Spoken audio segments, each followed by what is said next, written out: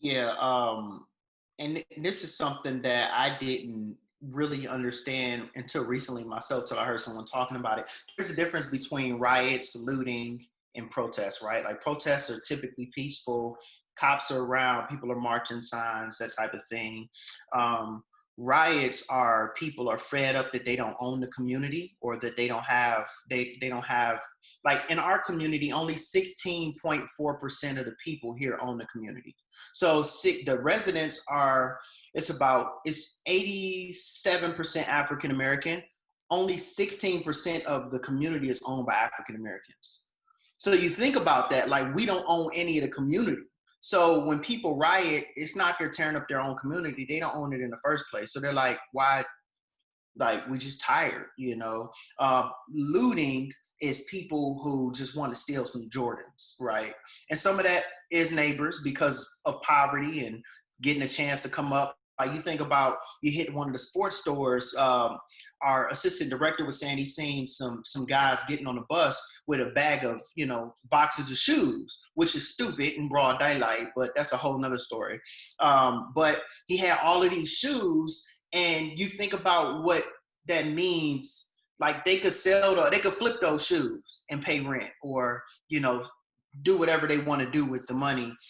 So poverty even leads to looting. But we also saw the hair store right down the street on 63rd here. My best friend lives across the street, and they were looking at the license plates, and they all were from out of state. So some people who came in to loot were not even from Chicago.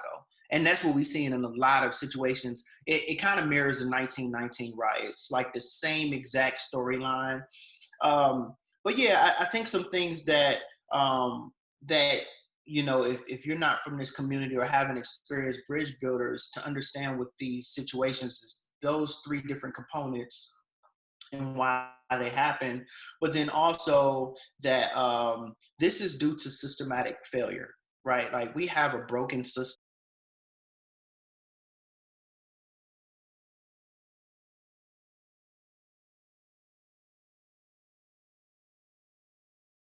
And that we see this racism is so deeply entrenched in our very culture and fabric.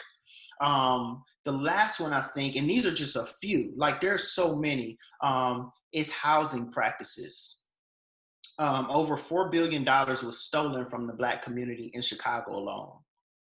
$4 billion, like that they can record because of predatory lending. So what would happen is someone would be allowed to finally live in a community, because most Black people were restricted, and those who have come through the program have heard some of this, were restricted from living in certain communities.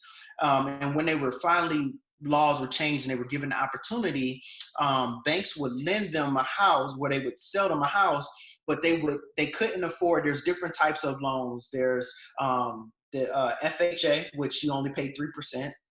So say your house is $150,000, you only pay 3% of that, and then like your lawyer fees, and then you can get in your house and pay your normal 30-year mortgage and miss a payment, make it up, be fine. It's 30 years. The other one is a conventional loan. You have to pay 20%. But because you pay more money down, you have less on your regular payments and the overall payment. And then the last one that they did, because the Black community didn't fit in either of those, because we didn't have the money, and they actually didn't allow us to get the FHA. We were disqualified because we were Black. And so we were given these loans by these lenders that basically said, hey, pay your mortgage I'll pay for the house, and then I'll give it to you in the deed. You pay your mortgage on time, and after 30 years or whenever your loan is paid, we'll give you the house. But what happened is, because these lenders weren't regulated, they would have you pay for 15 years. And if you miss a payment, God forbid COVID happens and you lose your job, they would take your house and say, you just defaulted on the loan. So 15 years of payments, they get to keep, plus the house, and then they sell it to another person when the market value is raised for even more. And this happened in the Black community over and over and over again. There was a guy I was on a call with last night, and there was a group of businessmen who came down to Sunshine. And they spent the night. They saw the community. They were doing a tour, and this guy was conflicted. And he said, my grandparents raped this community. And he said, well, what do you mean? And he said, a lot of these houses my grandparents stole from Black people. Like, he literally knew the history. And he was like, I don't even know how to make that right. Like, where do you go with that? Like, when your wealth and your college degree has been built on this injustice of a whole people group. So there are a lot of systems that need to change, and a lot of practices that, like, we're signing a petition right now to rule the KKK a terrorist group. Why did lynching just become a federal crime? That is mind blowing. That's even a reality.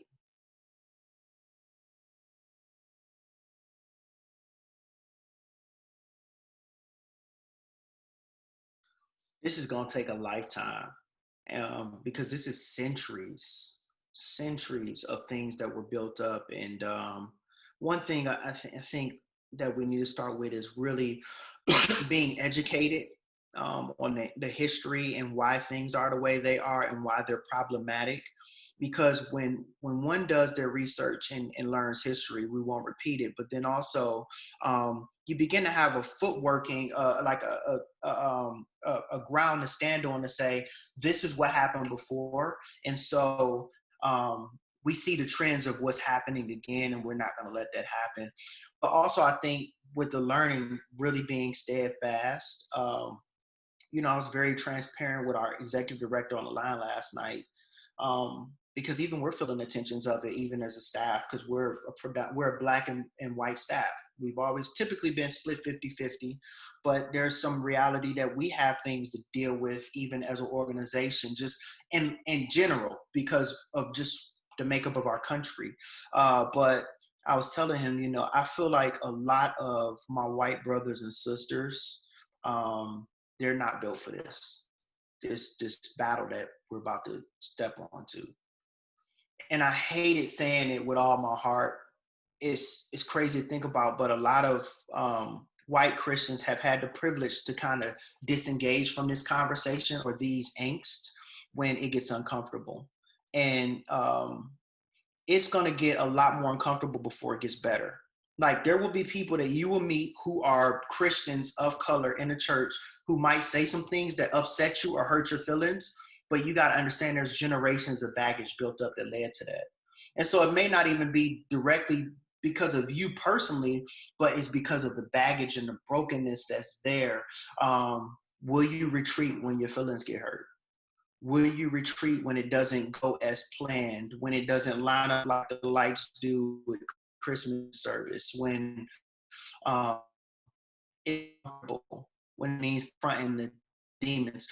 One thing that we don't want to say is like, racism is the one thing that I've personally seen in a lot of white circles that I've jumped in and out of, is the one thing that people are terrified of being labeled as, like a racist, right?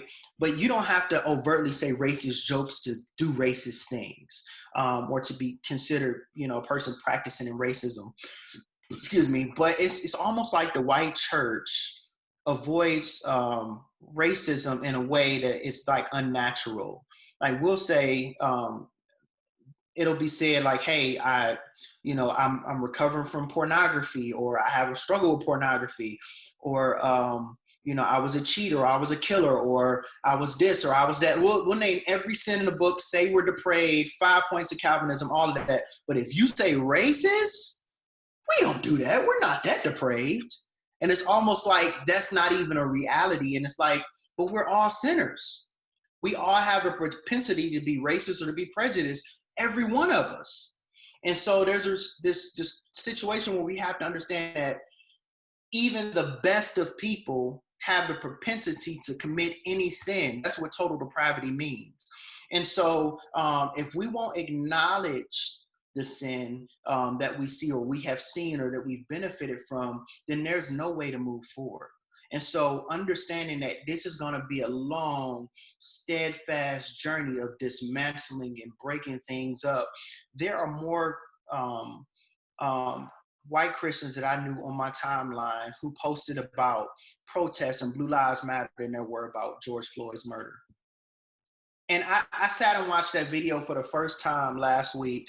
I saw clips and pictures I just hadn't, and I sat and watched it. 8 minutes of this man choking, saying I can't breathe, asking for his mama. People on the side frustrated, but they can't do anything because they gonna get shot if they do something. Like they are pissed, upset. And you see this man just choking. And the dude is sitting there, looked like he almost smiled and just with his knee on his neck, just holding it.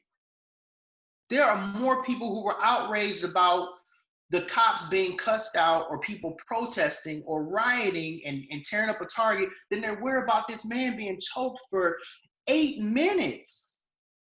But we'll argue up and down about abortion. And that, there's been an argument where people are like, I won't say Black Lives Matter. For me, I don't agree with every fundamental thing that the organization says or believes because of my convictions. But I believe in the idea that Black lives do matter. So I don't have a problem saying that. I have Christian friends who won't even say Black Lives Matters because they think that means tying them to this organization that has fundamental differences. And will quote stuff like 1 Corinthians 12 out of context. And I'm just like, that doesn't, when you affirm one set of people, that doesn't say you don't affirm all sets of people. Because to affirm one means you're going to affirm the others. And so, this is going to be a steadfast journey. It's going to be a lot of dismantling and rebuilding. And I don't think everybody's going to be built for it. I don't want to see a segregated church. I mean, we're already segregated, but I don't know if some people will be able to get off their high horse. When in Africa, when the slaves were, there's this last passage they take before they were put on a slave ship. And you go through like this little cave opening and you go across to the slave ships. And if you look up on the hill, there's a church. And it's very symbolic because right now we're at a moment where, and I'm saying this as a Black man to my white brothers and sisters, especially those in leadership. Either you're going to look down from that church and watch us continue to step on ships and they're creating new ways of racism and injustice and inequality, and you'll be complicit and you'll make money and you can build more sections to the church and have a light budget for Christmas and beautiful plays and television shows and all that stuff. Or you're going to come down and say enough is enough, because this is no longer, I believe, I do bridge builders because I believe in seeing hearts and minds change, but I don't believe this is any longer a fight that the Black community or the Black church can push the issue forward anymore. Because everything that the Black community has said over the last few centuries, decades, will continue to be the same thing that we will say for the decades to come if this continues to happen, and nothing will change. We need our white brothers and sisters to say enough is enough and check other white brothers and sisters when they're doing racist things or creating racist systems or locking people out. We need y'all in this way because at this point, there's nothing else we can say or humility we can show.